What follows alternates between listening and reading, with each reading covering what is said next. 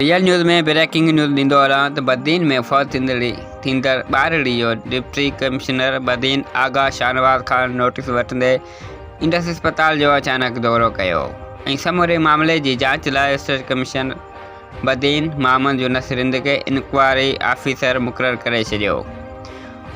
उन मौक़े ते डिप्टी कमिश्नर बदीन चयो त ज़िम्मेवारियुनि जी निशानदेही करे इन्हनि ख़िलाफ़ सख़्त कार्रवाई कई वेंदी। हिन चयो त ॿारड़ी जे वारसनि खे इंसाफ़ ज़रूरु मिलंदो।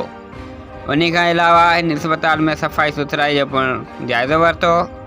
अस्पताल में मौजूदु मरीज़नि खां ख़ैरियत पिणु मालूम कई, जंहिं ते मरीज़नि ऐं उन्हनि सां गॾु आयल वारसनि इंडस अस्पताल इंतिज़ामिया ख़िलाफ़ शिकायतुनि जा अंपा लॻाए छॾिया, जंहिं ते डिप्टी कमिश्नर बदीन चयो त इंडस ख़िलाफ़ शिकायतूं नाक़ाबिले बर्दाश्त हद ताईं वधंदियूं पियूं वञनि। हिन डॉक्टरनि खे हिदायत कई त हू मरीज़नि सां नरम रवैयो अख़्तियार कनि।